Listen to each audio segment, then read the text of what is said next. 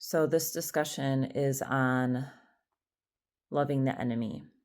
And I chose that word only to dismiss it and declare that there is no enemy, that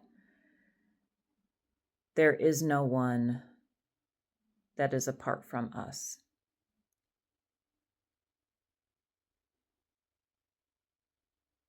And this is the illusion that we're taught from a young age that there's good guys and there's bad guys. And unfortunately, with the continued reinforcement of these teachings in society, we as adults continue to develop this misunderstanding that we are the good guys. We're always the good guys, right? That we are the good guys and they are the bad guys. But coming to this understanding of unity and this understanding that God is all, that there is no good guys and bad guys, that we all have the same makeup. We are all on the same journey. We may witness different parts of the journey in other people, maybe where we have evolved in certain ways. Others have not yet reached that checkpoint, just as we may not have reached certain checkpoints that other people have met. But if we squish the timelines together and lay them on top of each other, if we laid all of our journeys out, let's say in chronological order, they all match. We all have to work through loss. We all have to work through fears of survival. We all have to work to understand love. We all have to work through understanding hate. We all have to learn to forgive. We all have to learn to confront strong emotions like grief. So if we were to lay all of our journeys on top of each other, I think we would find that they would match. Yet the world as we perceive it shows us that we're all in different parts of the journey. And some stories that we witness may seem to be distant from ours. But I don't think they're as distant as we think that they are.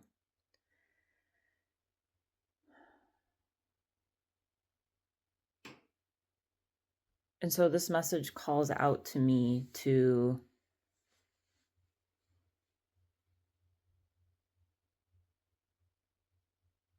take responsibility, myself first, for the parts of me that I've seen as the enemy, the shadow self, so to speak.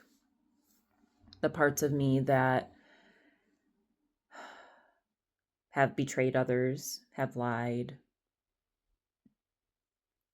have sought power, have sought status, all of those things that I have done in the 37, almost 38 years of my life. And will continue to have come up. It's a part of the human experience, why we're here, to learn from these parts of ourselves that think that they are separate, that think that they need to do certain actions in order to be worthy or to survive or to be loved. But I think the truth is we don't need to do anything differently. That we get to this point on our journey where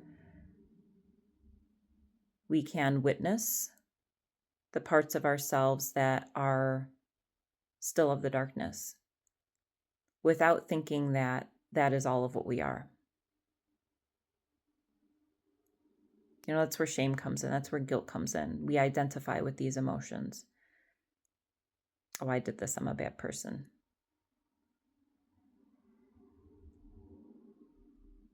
And we start to see ourselves as the whole being that we are. And same as with the light, when we are living in our divine purpose and we are flowing with the light, so to speak, not only identifying ourselves as that. And I know for me, something that's been kind of funny that's been coming up is how I really try to be a good person, and I really try to convey that I'm a good person. And the truth is, I am. And also, I am many things. And so shame can hit me pretty hard when I make a choice that I see creates a ripple in the lives of others. And I think, oh, how could I do that? Oh, I must be a bad person. I either need to hide this or identify this and come clean that, I'm not worthy. And so if we think of our own journeys like that, then in all of these stories we create about ourselves, can you imagine how many other stories are out there with other people and what they're thinking they are, who they think they are, who they think other people are? I mean, we're just in this cocktail of free will and learning to survive and learning to love. But it's all the same journey. It's all the same dream. And so coming back to this idea of an enemy, somebody that is creating harm in our lives or in the lives of others, I think loving the enemy means accepting that there is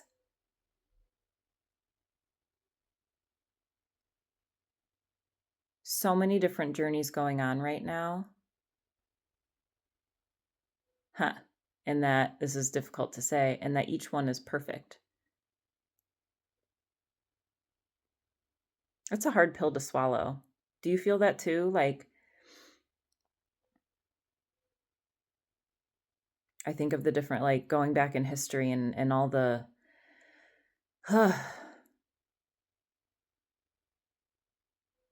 not even in history, all the things that happen in the world.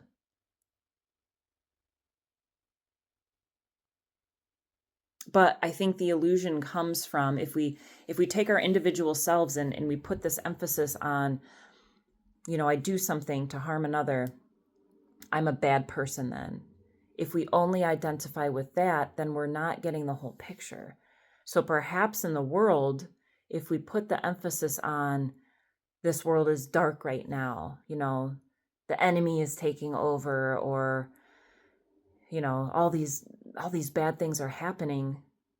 If we put the emphasis on that, we're missing the whole picture of all of what the world is. And if we look around, there's so much love. There's so much love. It's not what we hear about, of course.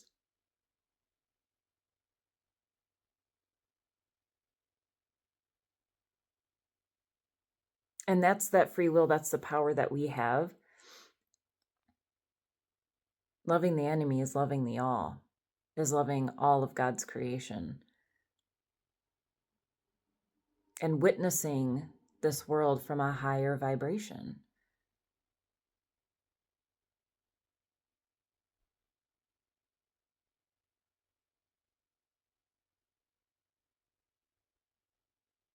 Surrendering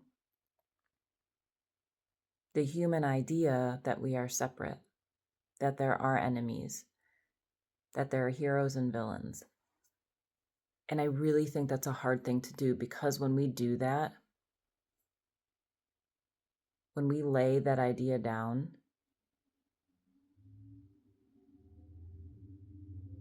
we see this world from a very different perspective that the mind can't comprehend. We can't take the mind into the space, the small mind.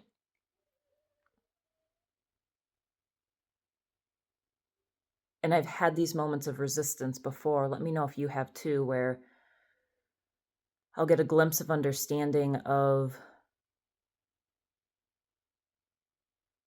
all of humanity, the why behind we're here. And it's not something that I can think of, but it's something that I experience. And then if I try to think of it, the mind has this moment of shock,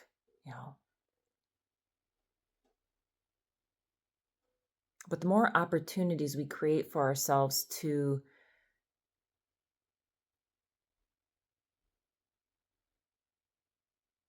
have those experiences,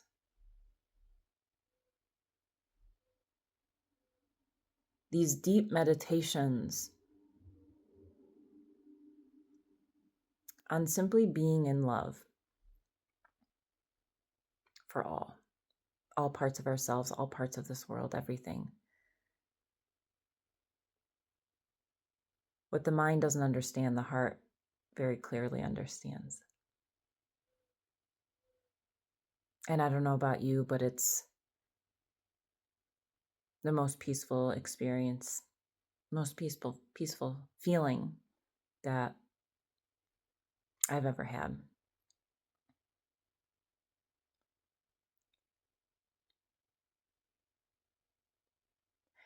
And if you're wondering, if you haven't had that experience, and if you're wondering how to get there, you'll get there. We're all going to get there. And we can help the mind by doing our best as we do to learn love of all. So this is a call for all of us to look at the parts of ourselves that we have yet to love and that we have wanted to disidentify with. And if it's difficult to go within and assess those parts, we can get a clear indication by the judgments we bring upon others.